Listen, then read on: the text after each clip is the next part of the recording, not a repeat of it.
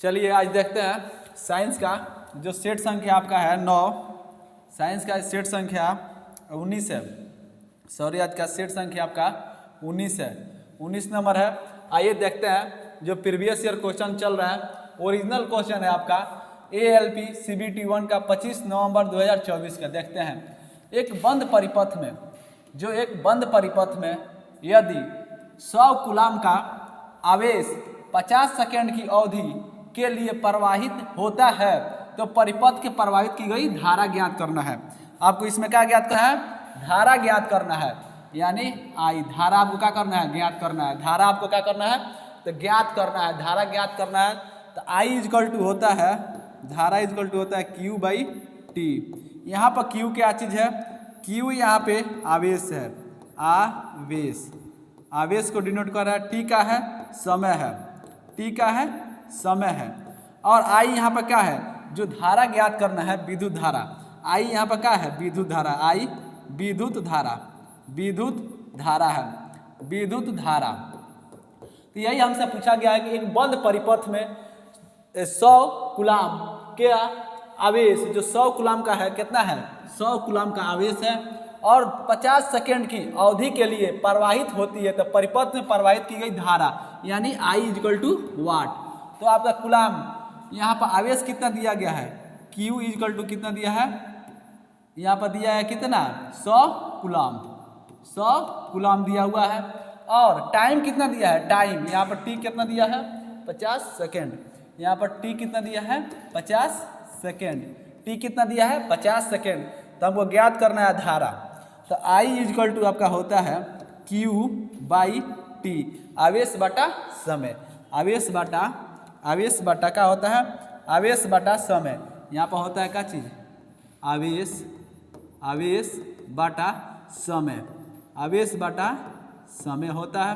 इसको याद करेंगे, विद्युत धारा में इसमें क्या होता है? आवेश बटा समय होता है, आवेश बटा समय होता है।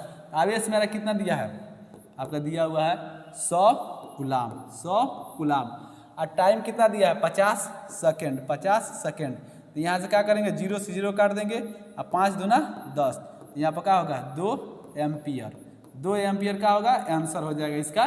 2 एम्पियर हो जाएगा आंसर इसका। एक आंसर हो जाएगा ए, इसका 2 एम्पियर आंसर हो जाएगा। आप देखेंगे एक बंद परिपथ में यदि 100 कूलाम का आवेश 50 सेकेंड की अवधि के लिए प्रवाहित होती है तो परिपथ में प्रवाहित की गई धारा क्या होगी?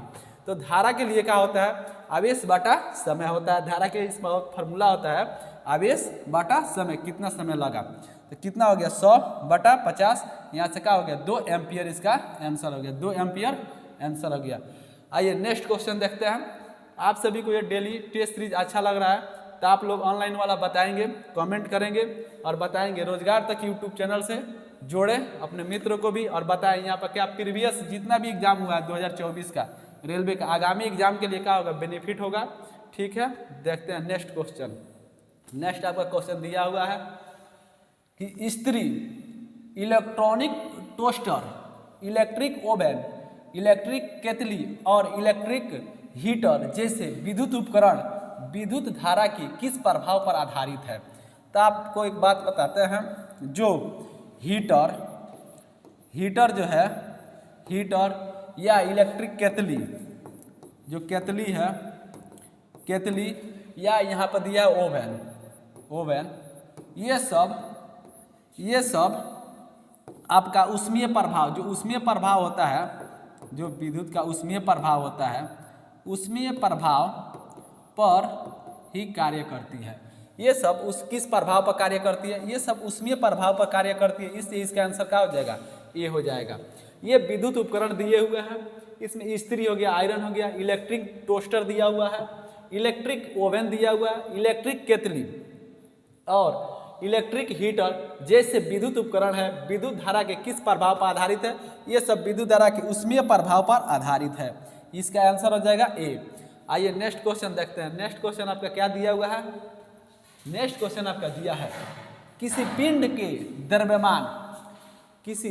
के द्रव्यमान और भार का SI मात्रा क्रमशः है। तो यहाँ पर 2 चीज़ दिया हुआ है। एक दिया है क्या चीज़? द्रव्यमान। आपका दिया हुआ क्या चीज़? द्रव्यमान, द्रव्यमान यानी मास, द्रव्यमान यानी मास। और एक आपका दिया हुआ है क्या चीज़, भार, एक दिया हुआ आपका भार, ये होता है वेट, WEIGHT, ये हो गया आपका वेट। तो द्रव्यमान जो होता है ये परिवर्तित नहीं होता है, द्रव्यमान जो होता है भार अलग जगह पर अलग अलग होता है, भार द्रव्यमान चेंज नहीं होता है, द्रव्यमान नहीं बदलता है, द्रव्यमान नहीं बदलता है, द्रव्यमान नहीं बदलता है, द्रव्यमान नहीं बदलता है, नहीं बदलता है, नहीं बदलता है। लेकिन भार अलग अलग स्थानों पर अलग अलग हो सकता है, भार परिवर्तित होता है, परिवर्तित होता है, भार जो होता है वो परिवर्तित होता है, जो भार होता है वो परिवर्तित होता है, द्रव्यमान परिवर्तन नहीं होता है, द्रव्यमान क्या रहता है, नियत रहता है, द्रव्यमान क्या रहता है, नियत रहता है। भार द्रव्यमान का SI मात्रक, इसका SI मात्रक, इसका SI मात्रक क्या होता है, kg होता है, द्रव्यमान का SI मात्रक kg होता है, द्रव्यमान का SI मात्रक kg होता है। और वेट भार जो होता है उसका SI मात्रक kg मीटर प्रति सेकेंड स्क्वायर होता है, kg मीटर प्रति सेकेंड स्क्वायर या न्यूटन होता है, या न्यूटन होता है, या न्यूटन होता है। भार का SI मात्रक क्या हो जाता है, kg मीटर प्रति सेकेंड स्क्वायर, या ये न्यूटन में मापा जाता है, ये इसका अंतर है। अब यहाँ पर दिया हुआ है द्रव्यमान को क्या किया जाता है, द्रव्यमान नहीं बदलता, द्रव्यमान क्या रहता है, नियत रहता है, और भार परिवर्तित होता रहता है।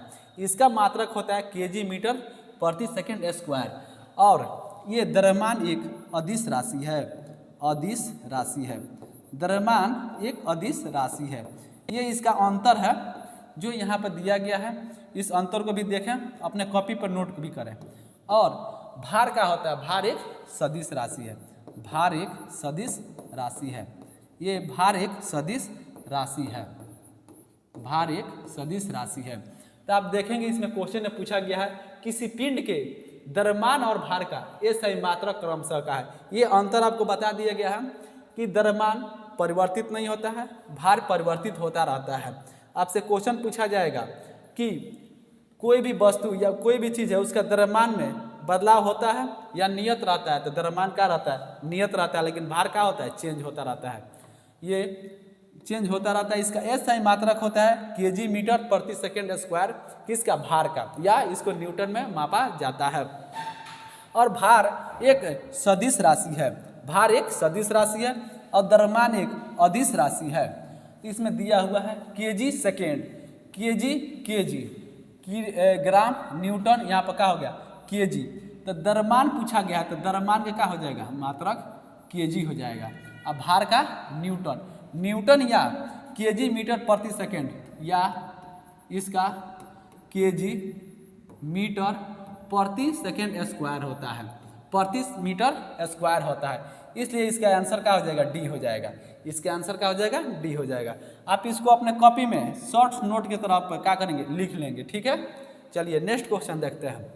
नेक्स्ट क्वेश्चन आपका दिया हुआ है, जब जिंक ऑक्साइड कार्बन के साथ, जो जिंक ऑक्साइड है ZnO, जिंक ऑक्साइड ZnO, यहाँ पर कार्बन के साथ, किसके साथ, कार्बन के साथ, दोनों किस अवस्था में, सॉलिड अवस्था में है, सॉलिड अवस्था में है। अब क्रिया करता है तो निम्न में से क्या प्राप्त होता है। आपसे पूछा गया है जिंक जो ZnO जिंक ऑक्साइड है, कार्बन के साथ अब क्रिया करेगा तो क्या प्राप्त होगा। तो ये क्या प्राप्त करेगा, जैसे ZnO ये सॉलिड स्टेट में है, और इसमें पूछा गया है कार्बन के साथ, कार्बन भी सॉलिड, ये अभिक्रिया करेगा, अभिक्रिया करके, जैसे अभिक्रिया करेगा तो क्या प्राप्त करेगा, अभिक्रिया करके क्या प्राप्त करेगा।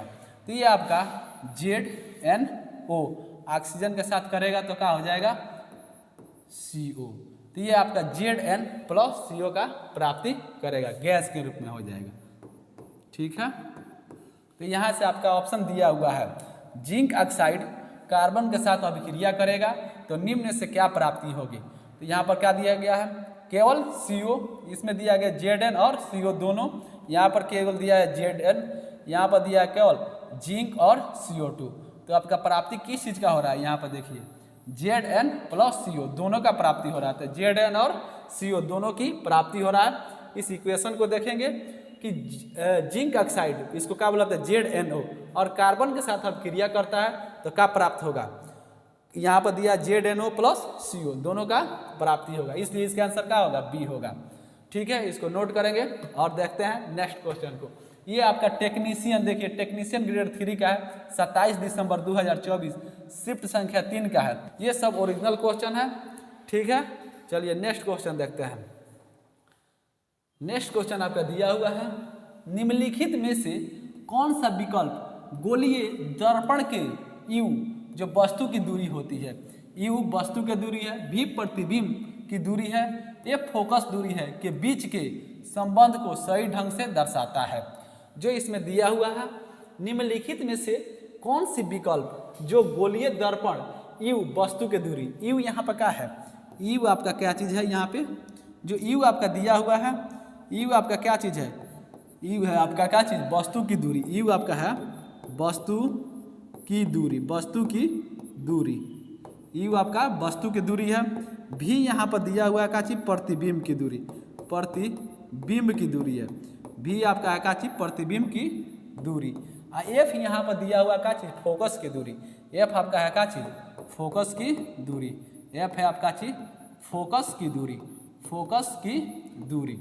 एफ आपका फोकस की दूरी है। तो इसमें पूछा गया है कि बीच के जो संबंध है इसको दर्शाइए। तो यहाँ पर होता है 1/f equal to 1/f equal to 1/v plus 1/u, मतलब जो फोकस दूरी है और यहाँ पर है प्रतिबिंब की दूरी और वस्तु की दूरी, ये सब मिला करके बनता है 1/f equal to 1/v plus 1/u। Option में देखेंगे 1/f इजकल टू, तो यहाँ पर दिया हुआ है 1/f equal to 1/v plus 1/u, इसलिए इसका आंसर क्या हो जाएगा, सी होगा। यहाँ पर ध्यान देंगे प्लस में होगा, इसमें माइनस में दिया हुआ है, इसलिए इसका आंसर क्या होगा, 1 होगा, ये होगा इसका आंसर। आइए नेक्स्ट क्वेश्चन देखते हैं। नेक्स्ट क्वेश्चन क्या दिया है। नेक्स्ट क्वेश्चन आपका दिया हुआ है कि किसी पिंड पर डाला गया दाब कितना है, 10 न्यूटन मीटर स्क्वायर है। यदि प्रति स्क्वायर है पिंड का क्षेत्रफल 2 मीटर स्क्वायर है, तो पिंड पर लगने वाला पूर्णरोध क्या होगा। जो पूर्णरोध है आपका पूछा जा रहा है, इसमें पूर्णरोध क्या होगा। तो ये आरआरबी टेक्नीशियन ग्रेड 3 का क्वेश्चन है, ये न्यूमेरिकल पूछा गया है आपसे। तो आप इसका देखेंगे कि कैसे हमको ज्ञात करना है। तो इसका होता है दाब इजकल टू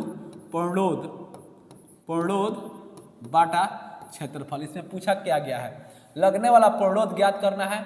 और दाब इजकल टू होता है पूर्णरोध, जो बल लगाया जाता है, दाब बराबर इससे क्या होता है कि दाब बराबर होता है बल बटा क्षेत्रफल होता है। इसमें पूछा गया पूर्णरोध आपका कितना दिया हुआ है, पूर्णरोध आपका पूछा गया है, पूर्णरोध इजकल टू वाट, और क्षेत्रफल कितना दिया है, 2 मीटर स्क्वायर क्षेत्रफल होता है, क्षेत्रफल। दाब इजकल टू होता है पूर्णरोध बटा क्षेत्रफल, दाब इजकल टू होता है क्या चीज, पूर्णरोध बटा क्षेत्रफल।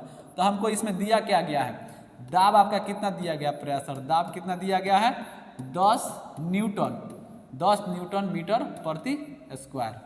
तो यहाँ पर है आपका दाब कितना दिया गया है, 10 दिया है। पूर्णरोध ज्ञात करना है, क्षेत्रफल कितना दिया है, 2 मीटर स्क्वायर। यहाँ से हमको क्या करना है, पूर्णरोध यहाँ पर क्या दिया गया, 2। तो हम यहाँ से देखेंगे, इसको क्रॉस मल्टीप्लिकेशन करेंगे तो पूर्णरोध इजकल टू क्या हो जाएगा, पूर्णरोध इजकल टू हो जाएगा 20 न्यूटन। पूर्णरोध इजकल टू क्या होगा, 20 न्यूटन, इसलिए इसका आंसर क्या हो जाएगा, 20 न्यूटन हो जाएगा। इसका आंसर हो जाएगा सी, इसका आंसर हो जाएगा सी। आप इसको समझेंगे अच्छा से, किसी पिंड पर आप देखेंगे इसका भी होता है दाब इजकल टू होता है, दाब इजकल टू होता है बल बाटा क्षेत्रफल, बल बाटा क्षेत्रफल, वही दिया है दाब इजकल टू बल बटा क्षेत्रफल। दाब इजकल टू क्या होता है, बल बटा क्षेत्रफल। प्रेशर इजकल टू होता है force by area. P equal to होता है प्रेशर इजकल टू होता है क्या चीज, F/A, मतलब फोर्स बटा एरिया। तो यहाँ से आपका कितना आ जाएगा 20 न्यूटन हो जाएगा, 20 न्यूटन इसका आंसर होगा। आइए नेक्स्ट क्वेश्चन देखते हैं। नेक्स्ट क्वेश्चन क्या दिया हुआ है। नेक्स्ट क्वेश्चन दिया है आकाश के नीले रंग के लिए कौन सा परिघटना उत्तरदायी है। अब इसमें परिघटना के बारे में पूछा गया है, कौन सा होता है आकाश के नीले रंग होने के कारण होता है आपका केवल प्रकाश के प्रकीर्णन। प्रकीर्णन के कारण क्या होता है आकाश का रंग नीला दिखाई देता है। प्रकाश का जो प्रकीर्णन होता है आकाश नीला दिखाई देता है।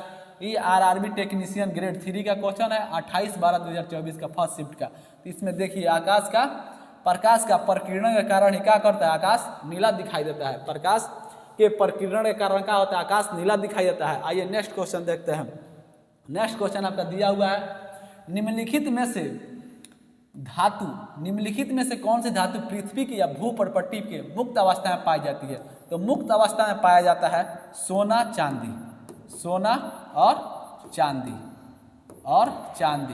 सोना और चांदी आभूषण के में उपयोग किया जाता है। सोना और चांदी का आभूषण के रूप में उपयोग किया जाता है। इसमें दिया हुआ है मुक्त अवस्था में कौन पाया जाता है सोना और चांदी। इसमें देखेंगे पहला दिया है सोना, दूसरा एल्युमिनियम, तीसरा जिंक, इसमें दिया है चौथा सोडियम। तो इसमें सोना को मुक्त अवस्था में पाया जाता है, इसलिए इसके आंसर क्या हो जाएगा ए हो जाएगा। इसके आंसर क्या हो जाएगा ए हो जाएगा। चलिए नेक्स्ट क्वेश्चन देखते हैं। नेक्स्ट क्वेश्चन का है आरआरबी टेक्नीशियन ग्रेड 3 29/12/2024 का सेकेंड शिफ्ट का है। हम देखते हैं जब हम किसी स्प्रिंग को खींचते हैं तो स्प्रिंग में संग्रहित ऊर्जा होती है। तो ऊर्जा होता है जैसे गतिज ऊर्जा हो गया, स्थितिज ऊर्जा हो गया। गतिज ऊर्जा और स्थितिज ऊर्जा के दोनों को सम्मिलित रूप को ही बोलाता है यांत्रिक ऊर्जा। तो ये स्थितिज के कारण खींचा जा रहा है। जो स्प्रिंग है वो स्थिति मतलब स्थिर रहता है, उसमें स्थितिज ऊर्जा होता है, इसलिए इसका आंसर क्या हो जाएगा सी हो जाएगा। और यांत्रिक ऊर्जा होता है यांत्रिक ऊर्जा स्थितिज ऊर्जा। यांत्रिक ऊर्जा किससे मिलने से होता है गतिज ऊर्जा प्लस स्थितिज ऊर्जा के सम्मिलित रूप को क्या बुलाता है यांत्रिक ऊर्जा बोला जाता है। यांत्रिक ऊर्जा उसको बुलाता है स्थितिज ऊर्जा और गतिज ऊर्जा के सम्मिलित रूप को क्या बोला जाता है यांत्रिक ऊर्जा बोला जाता है, यांत्रिक ऊर्जा बोला जाता है। चलिए नेक्स्ट क्वेश्चन देखते हैं। इसमें तो होता है गतिज ऊर्जा होता है गति के कारण जिस वस्तु में ऊर्जा उत्पन्न होती है उसको गतिज ऊर्जा, स्थितिज के कारण जो ऊर्जा उत्पन्न होती है उसे स्थितिज ऊर्जा बोला जाता है। और दोनों के सम्मिलित रूप को क्या बोला जाता है इसको नोट कर लेंगे यांत्रिक ऊर्जा बोला जाता है। चलिए नेक्स्ट क्वेश्चन देखते हैं। चलिए नेक्स्ट क्वेश्चन आपका दिया हुआ है एक व्यक्ति 10 सेकंड में 50 जूल कार्य करता है तो शक्ति का मान कितना होगा। ये आरआरबी टेक्नीशियन ग्रेड 3 का क्वेश्चन है 23/12/2024 का सेकेंड शिफ्ट का। इसमें दिया हुआ है कि एक व्यक्ति 10 सेकंड में, इसमें टाइम कितना दिया है 10 सेकंड, और इसमें दिया हुआ है कार्य 50 जूल करता है। कार्य उसका शक्ति ज्ञात करना है। कार्य कितना दिया है 50 जूल। शक्ति बराबर क्या होता है शक्ति इजकल टू होता है कार्य बटा समय। शक्ति इजकल टू होता है कार्य बटा समय। समय इसमें दिया हुआ 10 सेकेंड और कार्य कितना दिया है 50 जूल दिया हुआ है। इसका हो जाएगा आपका 50 बटा समय कितना दिया है 10, इसलिए आपका हो जाएगा कितना 5 वाट। शक्ति के ऐसा मात्रा को वाट में मापा जाता है, इसलिए इसका आंसर क्या हो जाएगा डी हो जाएगा। इसका आंसर क्या हो जाएगा डी हो जाएगा। आप सभी को ये सेशन अच्छा लगता है रोजगार तक चैनल पे सभी सेशन चालू कर दिएगा। जो प्रीवियस ईयर से हूबहू क्वेश्चन है उसी को कराया जा रहा है अभी एनालिसिस, इसलिए कराया जाए कि आपका आगामी आरपीएफ का एग्जाम है, आरपीएफ एग्जाम है, रेलवे का जो भी एग्जाम है अभी आगे, जैसे ग्रुप डी का हो गया, ये सब के लिए बेनिफिशियल होगा। एनटीपीसी है अभी, एनटीपीसी के लिए जो प्रीवियस क्वेश्चन है एनटीपीसी का जो अभी जो एग्जाम हुआ है वर्तमान में, जो एएलपी टेक्नीशियन का हो गया आपका, इसलिए ये सब क्वेश्चन कराया जा रहा है कि आगामी एग्जाम के लिए आप लोग को सहूलियत मिले। आइए नेक्स्ट क्वेश्चन देखते हैं। नेक्स्ट क्वेश्चन आपका दिया है थायरक्सिन हार्मोन के संश्लेषण के लिए क्या आवश्यक है। थायरक्सिन जो गला में होता है थायरक्सिन हार्मोन, उसके संश्लेषण के लिए क्या आवश्यक है? इसके लिए आयोडीन की आवश्यकता होती है, आयोडीन आवश्यक है, इसके लिए आयोडीन आवश्यक है, इसलिए इसका आंसर क्या हो जाएगा? सी हो जाएगा। इसका आंसर क्या हो जाएगा? सी हो जाएगा। इसमें थायरोक्सिन हार्मोन के संश्लेषण के लिए क्या आवश्यक है? आयोडीन की आवश्यकता होती है, इसलिए इसका आंसर क्या हो जाएगा? सी हो जाएगा। आइए नेक्स्ट क्वेश्चन देखते हैं। नेक्स्ट क्वेश्चन आपका दिया है कि निम्नलिखित में से किसका पीएच मान सबसे कम होता है? सबसे कम पीएच मान किसका होता है? निम्नलिखित में से सबसे कम पीएच मान किसका होता है? नींबू पानी का इसमें होता है 2.2 से लेकर के 2.4 होता है। नींबू का पीएच मान कितना होता है? 2.2 से लेकर के 3.4 तक होता है। और यहाँ पर दिया है मिल्क ऑफ मैग्नीशिया, इसका 10.5 होता है, इसका 10.5 होता है। रुधिर का कितना होता है? रक्त का 7.4 होता है। पीएच मान रुधिर का कितना होता है? 7.4 होता है। और इसका जाठर रस का कितना होता है? 1.2 से लेकर के 2 तक होता है इसका पीएच मान। इसमें पूछा है कि निम्नलिखित में से किसका मान पीएच मान सबसे कम होता है? तो आपको बता दें हम कि यहाँ पे 7 होता है और ये 0 से स्टार्ट होता है, 1 2 3 4 5 6 और 7, 6 तक जाता है। यहाँ तो 7 पे क्या होता है? उदासीन हो जाता है। 7 जो होता है ये यहाँ पे पीएच मान क्या होता है? उदासीन होता है, उदासीन होता है, उदासीन होता है। और यहाँ से 7 से जो 8 9 10 11 12 13 और 14, तो ये इधर जितना हम बढ़ेंगे तो क्या होता है? इधर अम्लीयता बढ़ती जाती है, इधर क्या होता है? क्षारीयता बढ़ती जाती है। और इसके से यहाँ से 3.5 तक जाएंगे तो क्या होता है? प्रबल अम्ल बोला जाता है। यहाँ पर दुर्बल अम्ल बोला जाता है इसको, यहाँ से क्या होता है?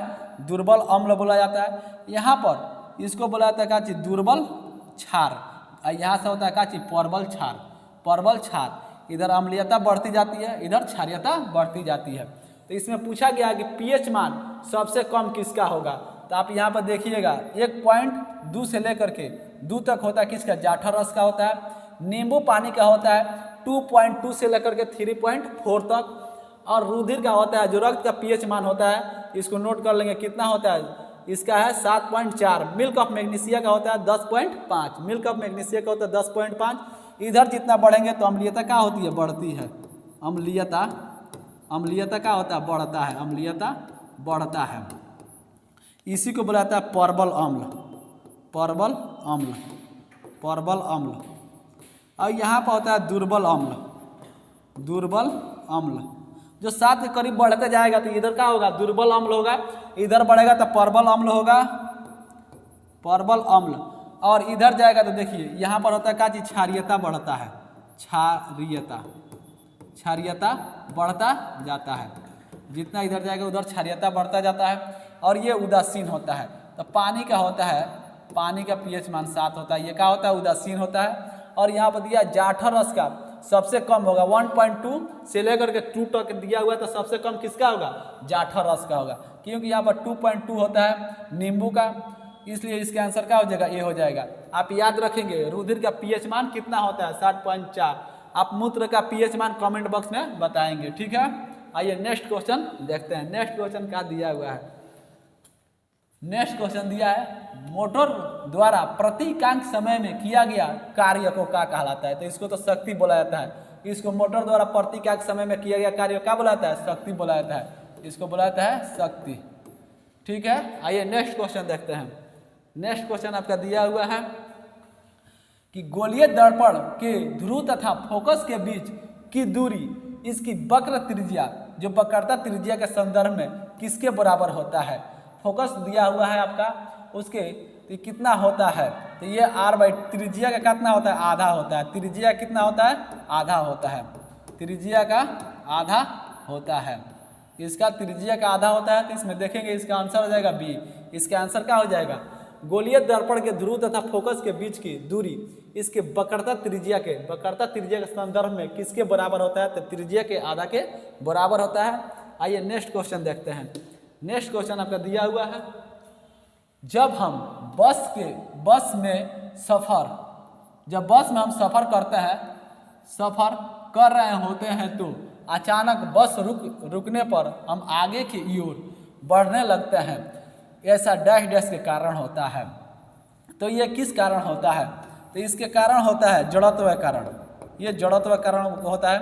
जड़त्व न्यूटन ने 3 नियम दिए थे। न्यूटन का गति का 3 नियम दिए थे। पहला गति का नियम, दूसरा गति का नियम, तीसरा गति का नियम। वही होता है पहला गति के नियम को ही क्या कहलाता है? जड़त्व का नियम। पहला गति का नियम इसी को बोलाता है जड़त्व के नियम। तब तक कोई वस्तु स्थिर रहना चाहती है जब तक कोई उस पर बाह्य बल कार्य ना करे, उसी को क्या बोलाता है? न्यूटन का प्रथम गति नियम बोला जाता है। और इसमें दिया है, इसका बहुत सारा उदाहरण होता है। जैसे बस अचानक चलना आरंभ करती है तो आदमी पीछे की ओर झुक जाता है, वो भी क्या होता है? जड़त्व के कारण ही होता है। कंबल को डंडा से पीटा जाता है तो क्या होता है? उसमें धूल झड़ता है, वो भी क्या होता है? न्यूटन के जड़त्व या न्यूटन के प्रथम गति के नियम के कारण होता है। इसका आंसर क्या हो जाएगा? हमारे शरीर के जड़त्व के कारण होता है, इसलिए इसका आंसर 1 नंबर हो जाएगा। ठीक है, आइए नेक्स्ट क्वेश्चन देखते हैं। नेक्स्ट क्वेश्चन आपका दिया हुआ है। नेक्स्ट क्वेश्चन दिया है, निम्नलिखित में से कौन सा विकल्प द्रव के गुण धर्म में नहीं दर्शाता है? अब द्रव है तो द्रव के बारे में देखते हैं। जो द्रव के बारे में दिया गया है, द्रव के गुण धर्म को नहीं दर्शाते हैं। द्रव दिया हुआ है। द्रव में इसमें दिया, द्रवों में बहाव होते हैं। हाँ, द्रव में क्या होता है? बहाव होता है। जो द्रव में क्या होता है? बहाव होता है। द्रव में क्या होता है? बहाव होता है। इसका आकार बदलता रहता है, इसका आयतन निश्चित होता है। द्रव का क्या होता है? आयतन निश्चित होता है, लेकिन इसका आकार अनिश्चित होता है। आकार अनिश्चित होता है। वही ठोस का आकार और आकृति दोनों निश्चित होता है और गैस का दोनों अनिश्चित होता है, वो परिवर्तित होता रहता है। इसमें दिया द्रव का आयतन निश्चित होता है, निश्चित नहीं होता है। ये तो गलत है। द्रव का कोई निश्चित आकार नहीं होता है, आकार तो अनिश्चित होता है। आयतन निश्चित होता है और आकार अनिश्चित होता है।